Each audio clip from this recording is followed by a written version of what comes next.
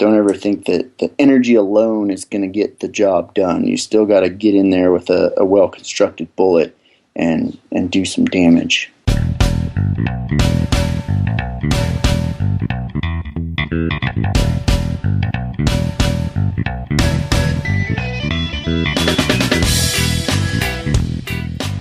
Welcome to the Hunt Backcountry podcast, presented by Exo Mountain Gear. This podcast and the gear that we produce at Exo Mountain Gear share the same purpose: to make you a more capable, confident, and successful backcountry hunter. Straight to the point, no fluff, and no BS.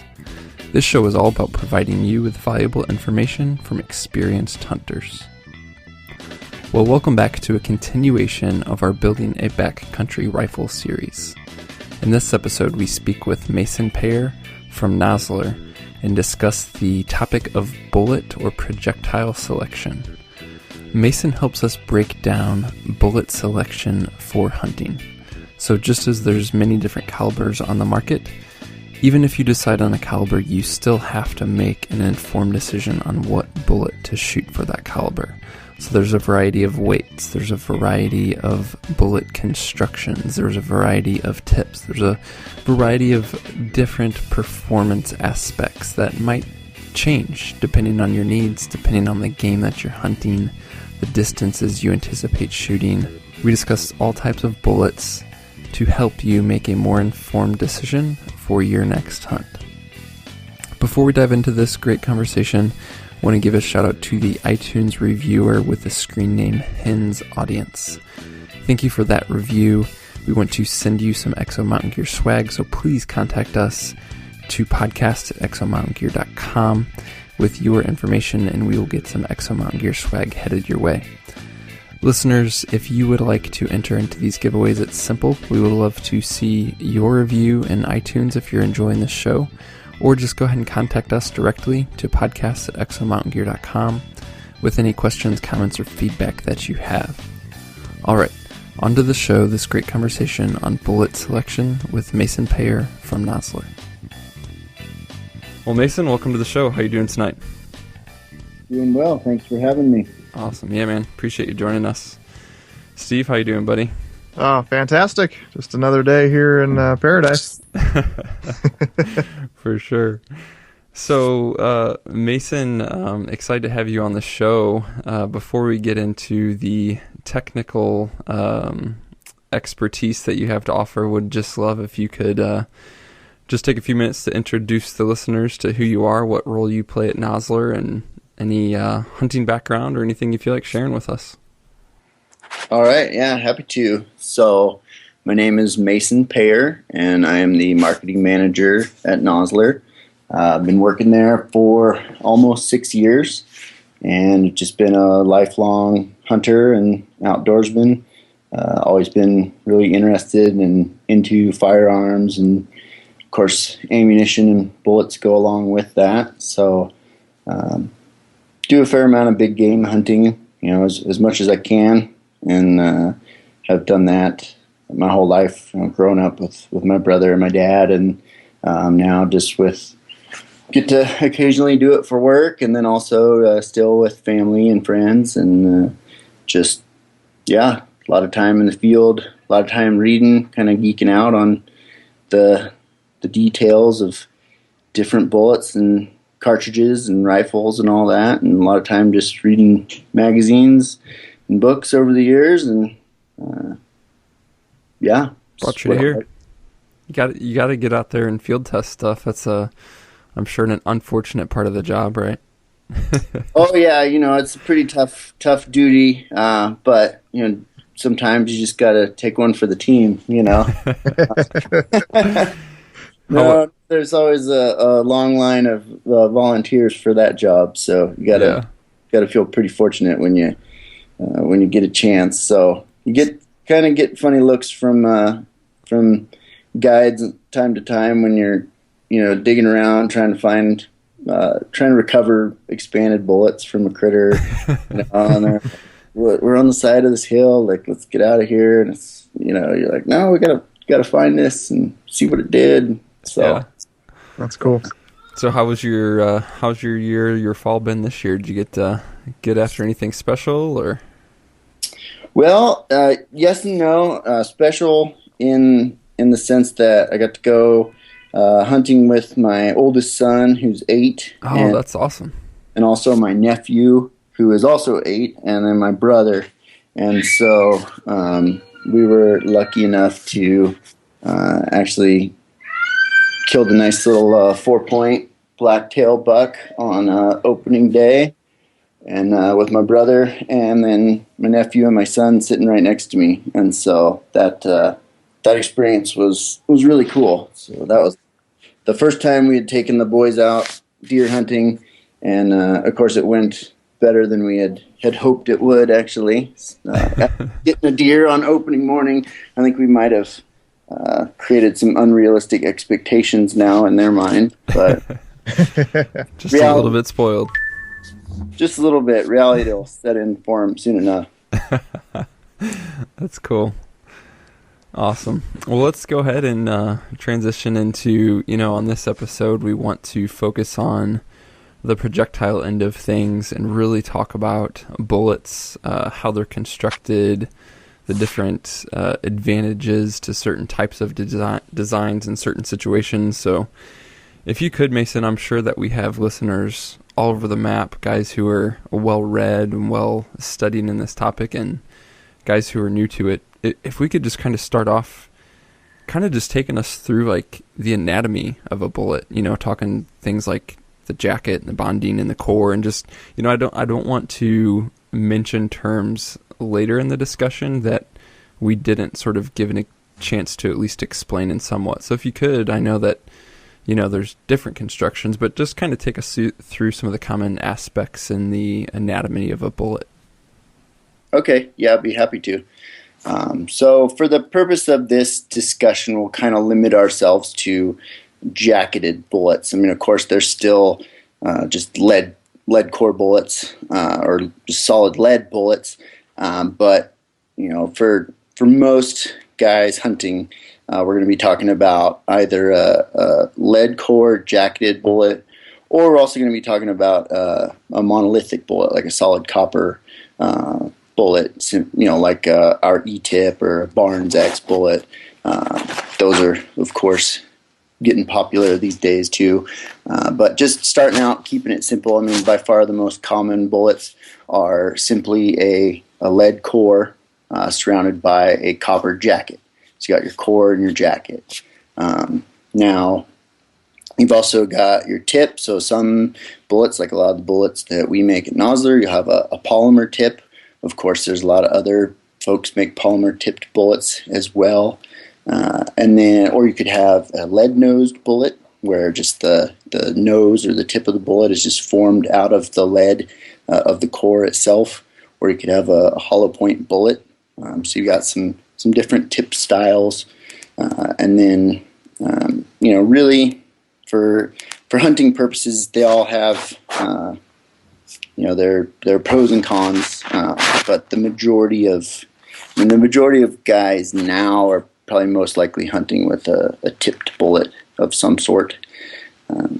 But yeah, you've got the tip, then you've got the shank would be the kind of the straight cylindrical part of the body of the bullet.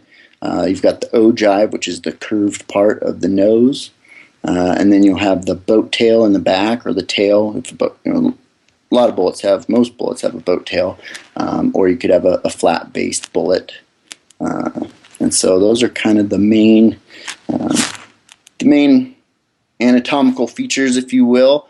The easiest thing, for guys that aren't as familiar, just go online, look up some bullet photos. Of course, we have a bunch at nosler.com, but other manufacturers do as well.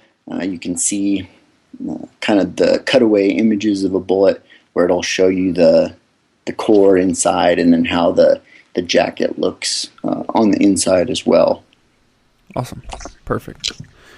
So describe as well, again, just kind of talking basics here, under the ideal situation, ideal conditions, what does the ideal bullet do? And what I mean is, what are we looking for in performance, and what is the ideal in terms of performance? And obviously this is going to lead us down a conversation of things like penetration and expansion, but go ahead and like lay out the perfect scenario. What does a bullet do if it does everything perfectly? Okay. Well, yeah, that's so now you're going to get into a little bit of, this is where right away people start dividing into their different camps, but let's try and stay as general as possible. Well, of course, and the ideal situation is for whatever game animal that you're shooting to die immediately, or as close to as immediately as possible, as quickly and cleanly kill that animal while imparting a minimum of suffering. And so first off, the ideal bullet has to be accurate. It's got to strike to your point of aim. So that's kind of your number one criteria. Fortunately, these days, the bullets made by everybody are, for the most part, highly accurate. Now, from time to time, rifles will like one more than the other, but everybody makes accurate bullets. So that's the number one. It's gotta go where you want it to go, and then you're gonna want that bullet to expand on impact, begin to expand, so create a broader wound channel, but then also expand. Not expand or fragment completely, so it's got to retain enough weight, hold together well enough that it's going to penetrate through the hide, the muscle, the bone, into and through the vitals, imparting that damage that's going to result in that quick, clean kill. And then this is where you start to get into, different camps. Some people like an exit. Other people like the bullet to stay inside the animal, and that way they feel like all of the energy was imparted into the critter. Really, that's kind of it's kind of a matter of opinion. As long as you get into the vitals, the bullet's done its job. Now, yes, if it does pass completely through, it's going to, of course, you're going to have an exit wound, which will give you a better blood trail. However, typically, when the bullet does its job really well, that blood trail is a lot of times not an issue, although there are times when even a good hit, the animal can go far enough, get into some thick brush, depending on where you're hunting, where you're going to still need to blood trail it. So there's other guys feel like, okay, if the bullet passed all the way through, then it was wasted energy. It went through and it was still going. It didn't deposit all that energy. And so, it kind of just depends. A lot of that plays into how far away you are, different things like that. Gets technical pretty quick. But for me, ideally, if the bullet ends up underneath the offside hide and the animal's down either in its tracks or close to where it was shot, then I feel like it did its job. So that's, rarely do you get the ideal situation in the field. And so as we all know, and so that's why you need a bullet that will perform even under non-ideal conditions. But ideally, what you want your bullet to do is, sum it up, I guess, is hit where you aimed, result in a quick kill, and just have good performance all the way through. Yeah. No, that's good. I appreciate that description. I mean, as primarily a bow hunter, I'm a guy who's always after, I want an exit. But the more experience I've gotten on the rifle side of things, the more research that I've done, I understand that argument of, sure, an exit might be okay, but it's also in terms of a bullet. Yeah, you're sort of, at least theoretically, you with an exit, you didn't put all of the energy of that bullet into the animal. Some was escaping, if you will. So it is interesting. I could see how that's dividing in some ways, and you could get guys on both sides of the camp for sure. So is it just the rate of expansion that would be your, like, different bullets expand at different rates? So what you're going to get is rate of expansion, and then also amount of weight retention, which Okay. is, okay, so after the bullet has expanded, how much does it still weigh? And so if you look at like a very lightly constructed bullet, and by that I mean if you had let's say a soft lead core with a thin copper jacket, say like a varmint bullet, that bullet is going to expand or fragment very rapidly. And it's going to fragment to the point where there's not one single piece left that weighs enough to continue penetrating very far, if that makes sense. Mm-hmm. Whereas you take on the other extreme would be, let's say, like a solid copper bullet or a homogeneous bullet, where it's going to retain nearly all of its weight. So, for instance, like our E-tip bullet, really you're not going to lose any. It's not going to fragment at all. You're not going to lose any parts or pieces off of it. You're just going to have this nice expanded, these 4 petals. But that bullet's still going to weigh almost as much as it weighed when it started out. You're really just going to lose the tip. And so it's going to be able to penetrate extremely well because of all that weight retention. And so in a hunting bullet, you kind of want a balance of the two. And so that's really what John A. Nosler was looking for when he invented the Partition almost 70 years ago. Was, in his mind, he wanted a bullet that was going to expand on impact, create a wider wound channel, but also hold together, retain enough energy, and retain enough weight, hold together well enough that it could penetrate through into the vitals. And that's why on a Partition bullet you've got separate front and rear lead cores. The idea being that front core is going to expand while the rear core is going to be protected by the jacket and drive on through. And so, I mean, for like a bow, imagine like an arrow completely just shattering to pieces on impact. It would create a lot of damage on the outside of whatever it hit, but it wouldn't go in. It wouldn't penetrate. Whereas if you had, let's say, like a really heavy arrow with, cut-on contact 2-blade broadhead, it's going to zip right through, no problem. It's going to penetrate. That's because of that weight. And so that's it.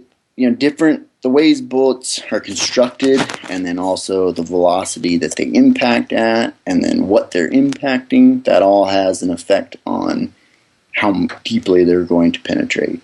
Good stuff. So let's dive into that a little bit. And I know it almost gets difficult to talk about in generalities, but on one end, I can see some guys thinking, well, why wouldn't I want as much weight retention and penetration as possible?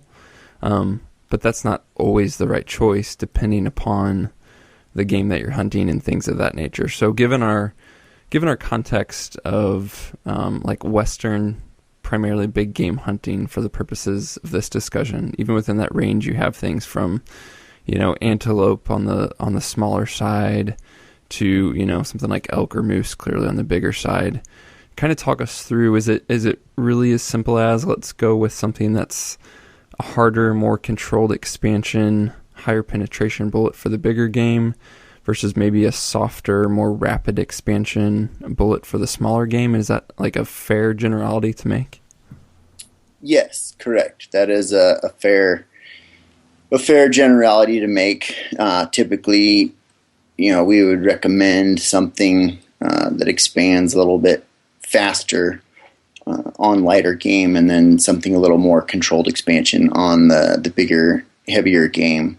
But to your point about okay, why wouldn't you just want something that always shoots all the way through?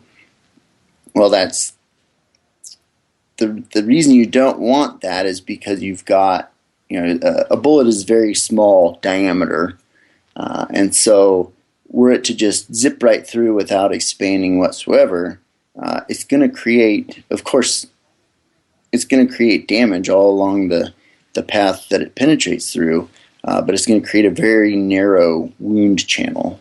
And so, for instance, let's say, you shoot a critter and, you're near the heart, but not through it. And the bullet passes through, sure, it's going to do a lot of damage, but it's creating a pretty small wound channel.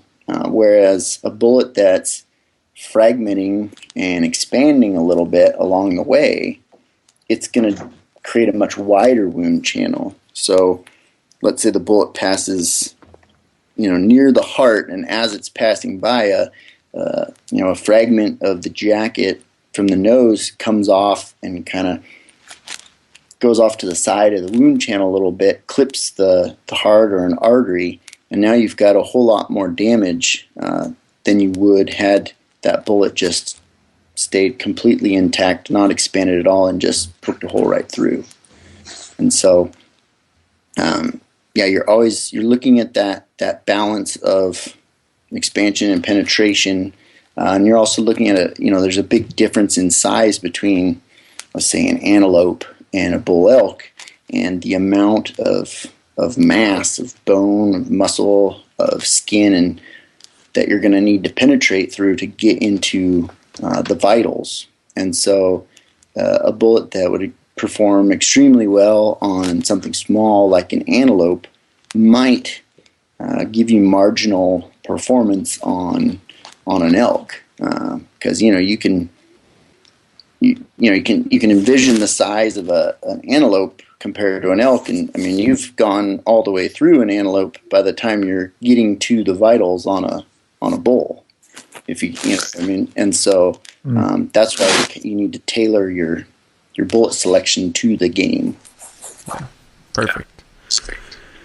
So I want to get into more some game specific stuff as well, but just kind of while we're on this topic of expansion and thus penetration, because they obviously go hand in hand and affect one another, talk a bit about velocity and how that can affect the expansion, the penetration. So clearly the bullets are designed to expand and penetrate in a certain way, but velocity plays a role in how well they can do that as designed, correct? Correct. Yep. Velocity, you can have too much and you can have too little. And so starting with the too little, because that's pretty simpler to understand. I mean, every bullet has a minimum impact velocity where below that velocity, so let's say the bullet's going slower than a certain velocity, it's not going to expand basically in the way it was designed. It may deform to some extent, but it's not going to open up and perform the way it was engineered to perform. And so, for instance, the majority of our big game hunting bullets, Partition and Accubond, E-tip, you're going to want to have a minimum impact velocity of 1,800 feet per second to get correct, predictable expansion. And so now, for most instances, most cartridges, most hunters, that's plenty far out there. We're talking 600, 700, 800 yards before the bullet's going that slow, and so it's really only an extreme long range that you need to worry about that. Or, for instance, with some slower cartridges, some of the older, slower cartridges, you're going to need a bullet that's designed to perform at those slower velocities.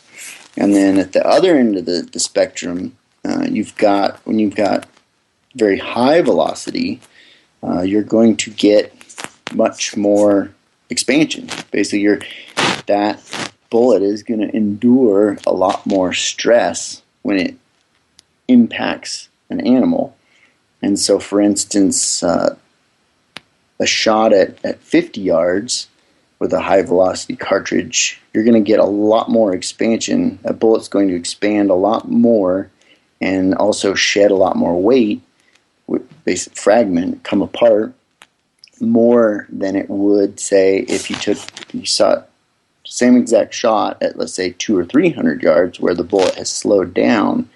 The bullet's going to, at that further shot, once it's going slower, it's going to retain more weight, have less fragmentation, and then it's also probably going to penetrate much deeper. That's one thing that a lot of people get confused by. Sometimes they'll be really surprised that they won't get a pass through at, say, 30 yards or 50 yards with their high velocity cartridge when they've gotten a pass through before at 200 or 300 yards. And that's because that bullet basically it's expanded much wider, so it's gotten bigger around, and it's also lost a lot of weight, and so that's made it difficult for it to penetrate as well as if it were going slower. Maybe didn't expand quite so much, didn't get as wide up front, and then also retained a lot more weight. What kind of mass does it have to hit in order to impact velocity to start deforming? I mean, if you hit a piece of paper, is it going to start that process, or does it have to be something much thicker than that? It doesn't take much. There's piece of paper, I don't know if that would quite initiate expansion, but it's certainly going to start to upset the bullet. And then, really high velocity, lightly constructed bullets. I mean, a stick, a little twig or something can completely deflect a shot and start doing damage to a bullet.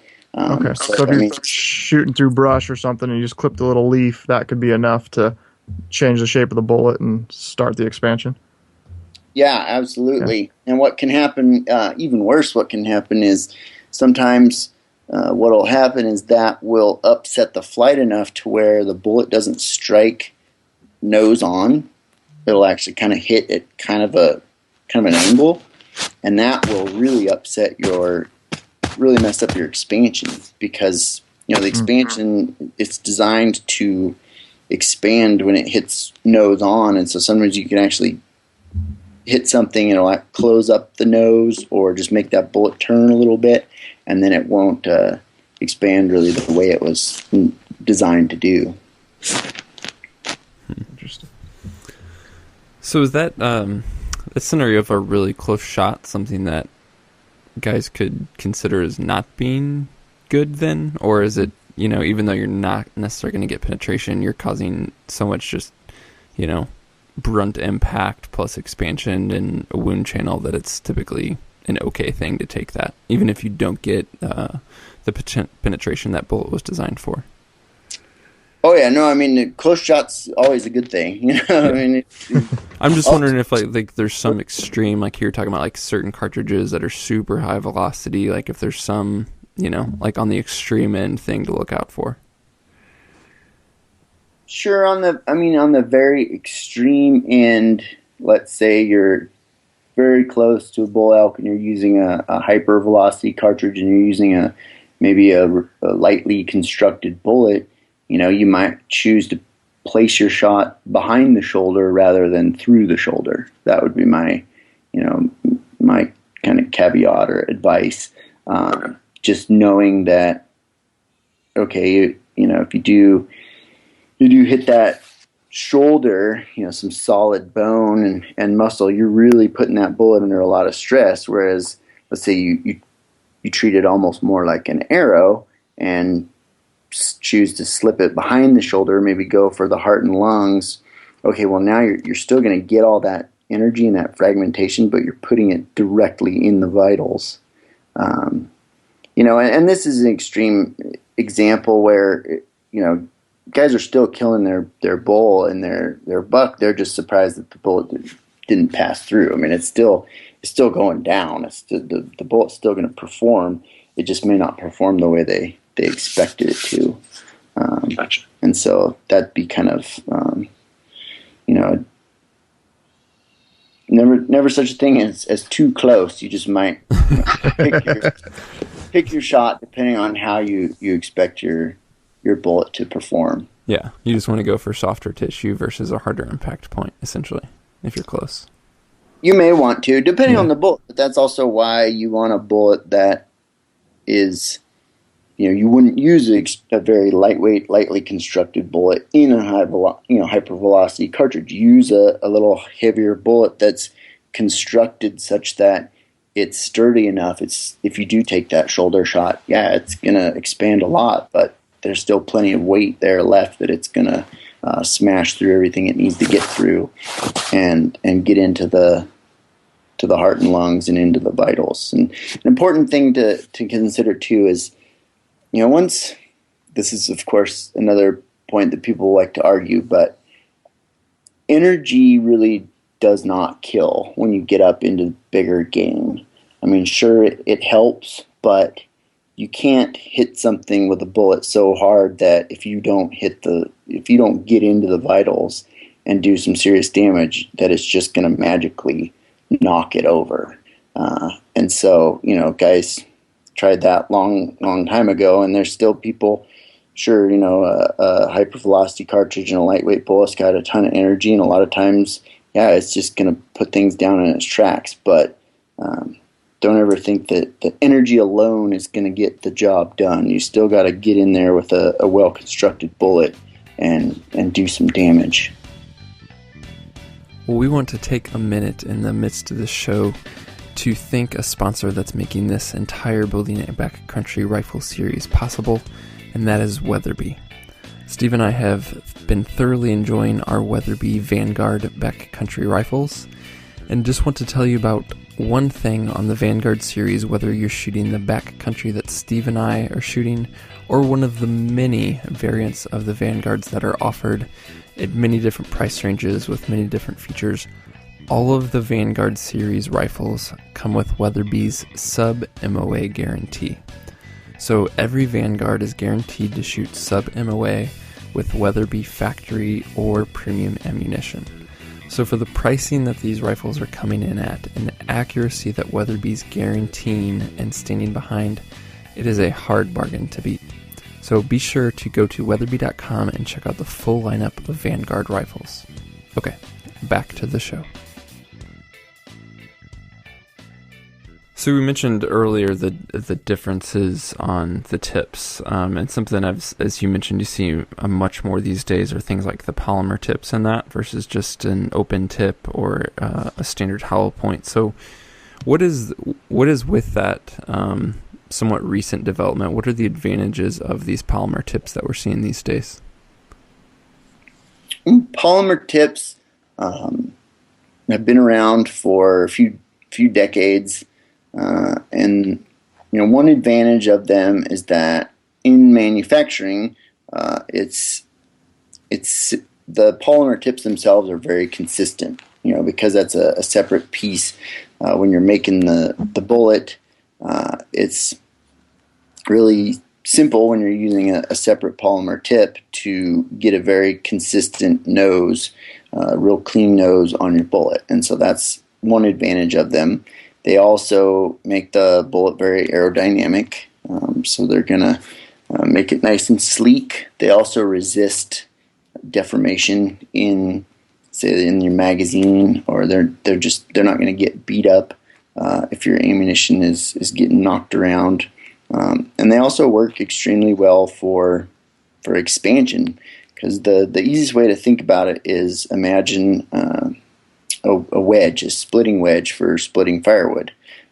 On impact, that tip actually drives back into the nose of the bullet and initiates that expansion, just like a wedge is going to split apart a piece of wood. It starts opening up that jacket, and it does it very consistently, and they just work extremely well, and so that's why they've become so popular in a wide variety of bullets. Whether the polymer tip doesn't necessarily enhance accuracy in and of itself. The polymer tipped bullets tend to be very accurate, but you can't attribute all of that to just having a tip, because there's plenty accurate hollow point match bullets, which are extremely accurate as well, and so the tip doesn't really enhance the accuracy so much as it more just enhances the performance, the expansion characteristics, and how the bullet performs on impact. Okay.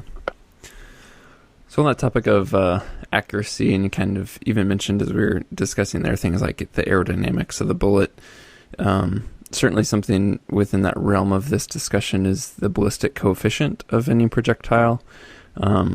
Kind of talk us through what that is, what that means. It's probably something that guys have seen, these ballistic coefficient numbers and necessarily don't fully understand. And then I'd just love to hear, you can get super deep into, the BC of a bullet and obviously how much of a difference that makes at extreme long ranges and things like that. But does the ballistic coefficient matter much for, I would say average hunting scenarios and common hunting distances? Yeah, define that. Define BC, because I don't know if I know. Okay, Yeah. gotcha. So Cool. BC stands for ballistic coefficient. And so the ballistic coefficient is a numerical value that indicates how well a bullet will be able to overcome air resistance. And so the really simple way to think about it is it tells you how slippery a bullet is, if that makes sense. And so the confusing thing about BCs is they're all 123 or 0.760, or it's but the higher the number, the more slippery the bullet, or the more able it is to overcome air resistance. And so a bullet with a higher BC will be able to, basically, as it's moving through the air, there will be less drag upon it, and it will also be less affected by the wind. So, a really simple way to think about it is think about like a Winnebago going down the highway. You really got to stay on the gas to keep going fast, and when the wind comes, it's going to blow you all over the road. Whereas if you've got, say, any kind of little sports car, you can move along pretty well, and the wind's not going to blow you all over the road, and you're going to be able to maintain your speed fairly easily without pouring a bunch of gas on. And so the big Winnebago is going to have a very low BC, and a sports car is going to have a very high BC, to give you just kind of a general idea of what we're talking about. And so, for instance, a low BC bullet, or a bullet with a lower BC, is going to be more affected by the air, and so it's going to slow down faster, and it's also going to be pushed off course by the wind more so than a bullet with a higher BC. And Would a low BC just be a poorly designed bullet, or would there ever be a criteria that you would choose that? Oh, not necessarily, no. And when I say low BC, this is just, I guess, in comparison to a higher BC. So, for instance, like a bullet with a very low BC would be like a pistol bullet. They're just kind of short and fat and not very sleek. Whereas, comparatively, most rifle bullets, when compared to a pistol bullet, have a much higher BC. But then you start getting into all rifle bullets, and you can design a rifle bullet with a very high BC. And the way you do that is by lengthening the boat tail, lengthening the bullet overall by making it heavier, also lengthening the ogive, and just making it much more slippery. And so, if you look at the high BC hunting bullets, they're longer and sleeker. They start to look more like a javelin than, say, a shorter, squattier bullet. So this is talking about just about the exterior dimensions of the bullet. It's got no bearing on how well it's going to work on impact or its internal construction, anything like that. We're purely talking about just what it's going to do in flight. And another misconception is a lot of people think that BC is somehow an indication of accuracy, that a higher BC bullet is going to be more accurate, and that is not necessarily the case. You could have a flat-based bullet, short, fat bullet that's just as accurate or more so than, say, a very high BC bullet. Now, at extreme range, you may not be able to make enough adjustment or call your wind well enough to hit the target with that lower BC bullet, whereas a really high BC is going to make that job a little simpler. Now, for most hunting, despite what you read or hear about, almost everything, the vast majority of game animals are still shot at 200 yards or less. And so in your standard hunting scenario, BC does not play a huge role in performance. You don't need a high BC bullet to hunt deer and elk at 400 yards and in. It's much more important that you pick a bullet that performs well in your rifle and is accurate, and then is of sufficient weight and constructed properly for the game than necessarily having a higher BC than another. Awesome.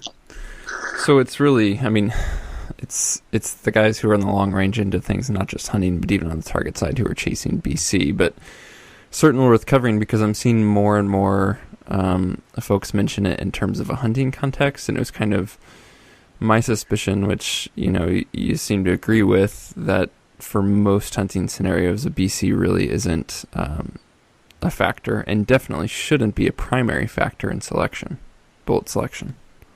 Correct, absolutely. Okay.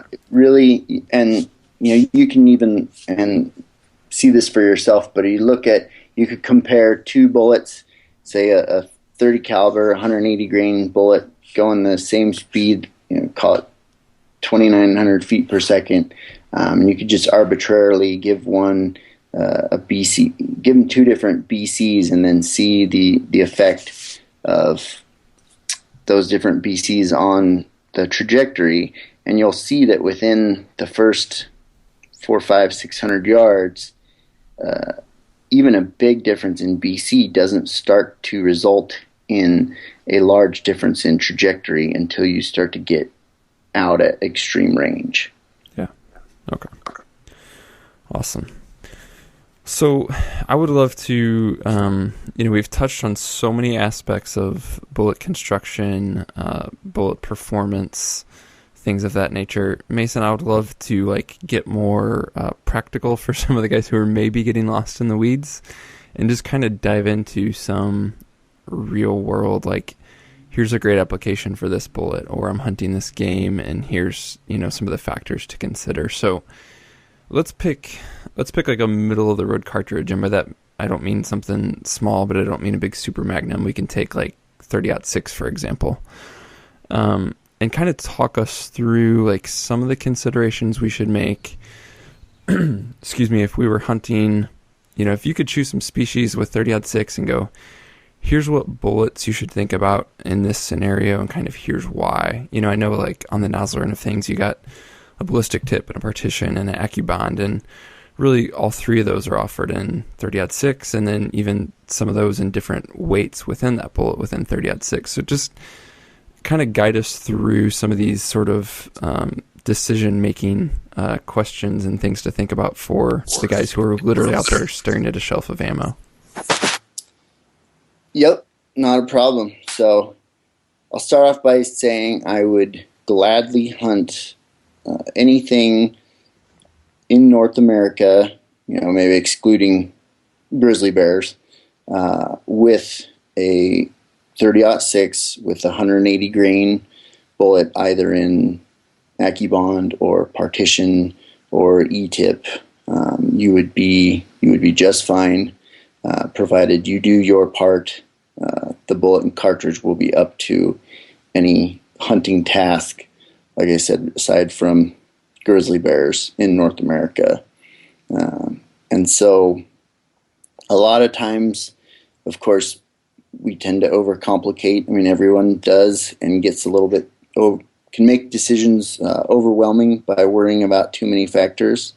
I would say one thing is you look at just about every cartridge out there, especially something that's been around for a long time, like the .06, and you're going to see that the majority of offerings are usually in one or two weights, bullet weights. And so there's usually a really good reason for that. And unless you have a lot of knowledge or a real extreme application, you probably don't need to stray from that standard. So you look in 30 cal, say 30-06, pretty much 165 or 180 are kind of the go-to bullet weights, because those are just kind of the sweet spot for that bullet, for that caliber, that diameter, and those speeds. And so you're going to kind of want to just pick a well-constructed bullet in that weight range. Now, let's say I was primarily going just for deer and antelope, smaller stuff, then you'd be just fine with the 165s. And you're going to get a little bit flatter trajectory, not a whole lot, a little more velocity, and just a little bit gentler shooting cartridge if you're loading 165s. Whereas if you were going primarily for, let's say, black bears, elk, moose, those kind of things, then I would steer you more towards 180 grain bullet, where you're just going to have a little bit more weight, going to have a little higher weight retention, a little better penetration, and it's just going to work really well for you. And so that's why I said, for instance, if I was going to go with just one, I'd go with that 180. Kind of always load for the biggest and then not worry about having too much weight for smaller stuff. But that'd be where I'd come down for that situation.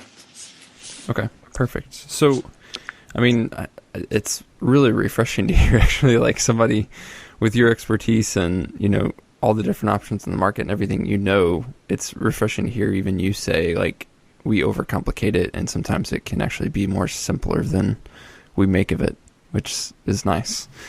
But talk us through maybe not just the weight factor, but, I know that we touched on this, but just to get a little bit more specific on, like, take Partition versus Accubond, for example, kind of walk us through what are some of the pros and cons or different ideal applications for those bullets. I think the E-tip is a little more self-explanatory because we talked about how that's going to expand and fragment more than the Partition Accubonds. That's going to retain some more weight, more penetration. But talk us through maybe on the Partition Accubond side of things. What are the differences, or when might we choose one over the other?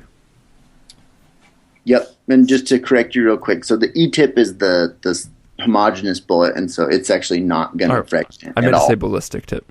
Yep, so ballistic. Thanks for catching me. Tip. So no problem. So one thing I will throw out there is take all of this with the one major caveat is I will always come down on the side of using the bullet that your rifle shoots best, because every barrel is different and every one of them has a bullet that it likes the very best. Sometimes you'll get lucky and you'll have a barrel that just loves whatever you feed it. It just consistently shoots great.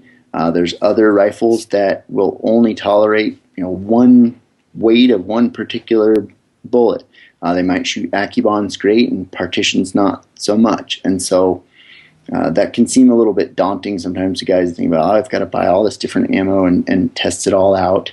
But it is always a good idea to try a couple different types of ammunition, or if you don't get the results you're looking for when you try, with the first thing you try something different to find what your rifle really likes. But coming down back to your question of Accubond versus Partition, that is a really hard one because of the reason that the Accubond was designed to perform a lot like the Partition, basically to perform the same in terms of terminal performance.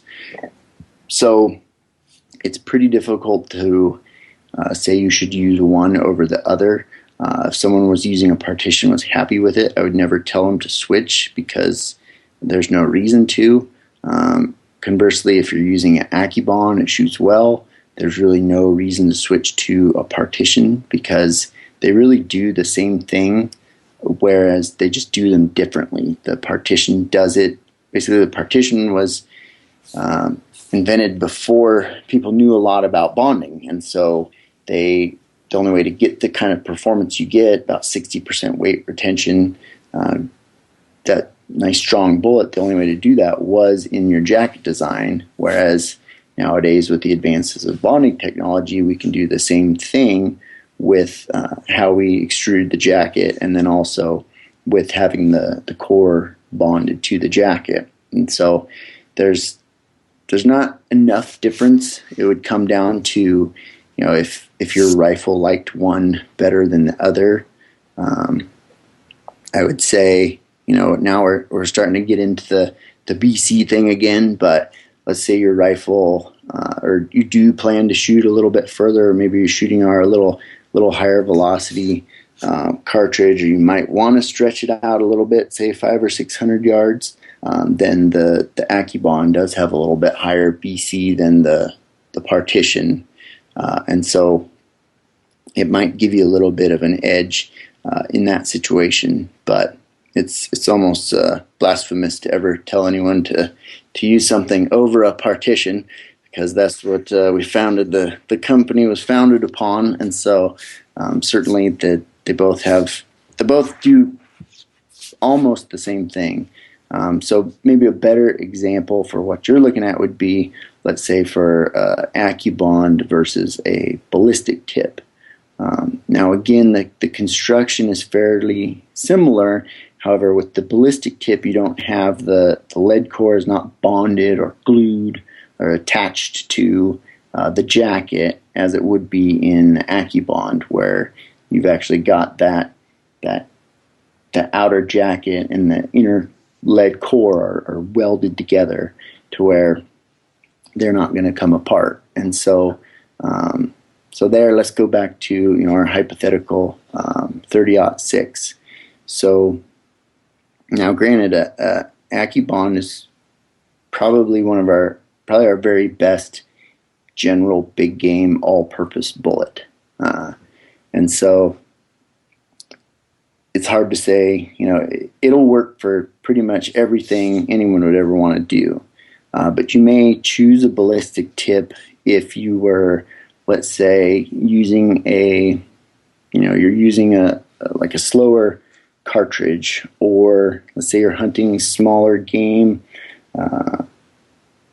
For instance, let's say you're hunting whitetail and you're on private land, and maybe you only have 100-acre piece of land or smaller that you are hunting on, and if an animal runs very far, it could get on, let's say, to the neighbor's property, and you're going to get into a whole situation there with trying to recover your deer and going onto the neighbor's land and that scenario. So maybe you want that deer to drop or die instantly. There you might favor going with a ballistic tip, where you've got a more lightly constructed animal. You're going to use a little bit bullet that's going to have a little bit more fragmentation, a little more rapid expansion.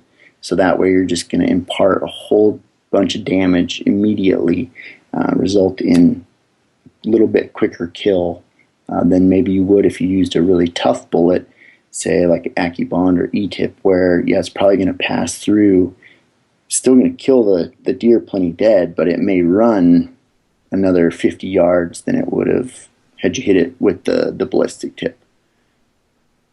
Okay. Yeah. So it's prioritizing that the expansion versus penetration. Correct. Yep. Yeah. And okay. So, it's rare that you're going to go wrong with penetration or weight. And so it's just, you can opt to choose a lighter bullet, a more rapidly expanding bullet at times when you want to do basically more damage faster on a smaller animal. Yeah. Well, the good news I think I'm hearing from all this is you can choose a bullet like the Accubond, like the Partition, see what your rifle likes, and really stick with that for a variety of game. You don't need to be, changing that necessarily. You don't have to be, resighting in, redoing, drop calculations and things like that for different weights of bullets. You really can, in many ways, find a good general purpose setup. Oh yeah, absolutely. And I think, that in my mind is sometimes one of the worst things people can do is they'll draw a tag, or they'll be going on a new hunt, or going out west to hunt elk for the first time or something like that. And they'll get really worried and all get into all this really detailed information about thinking they need to change bullets or cartridges or rifles or whatever it may be, when probably what they're using is going to work just fine. We get those calls all the time, and we usually try and talk people into, provided that they're using something that's applicable for the job.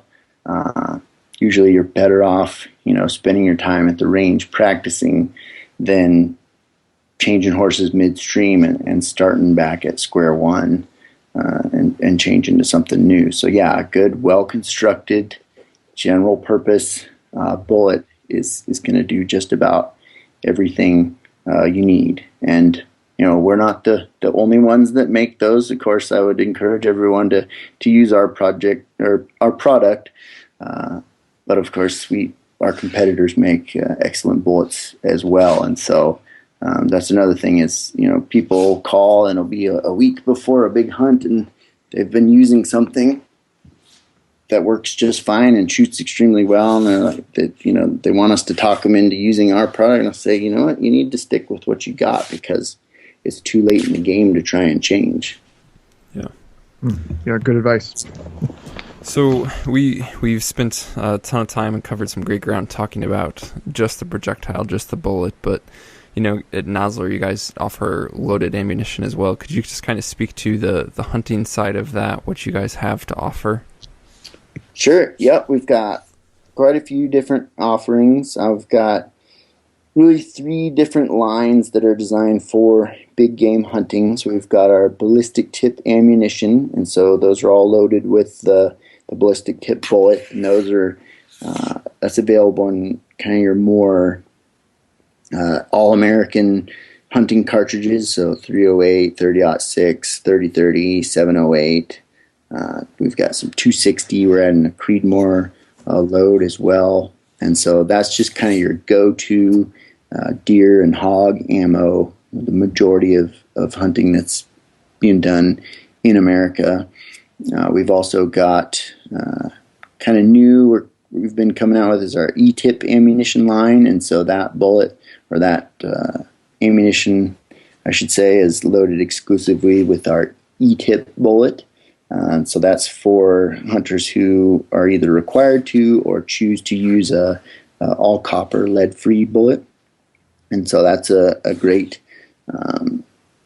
ammunition and bullet for hunting a wide variety of big game.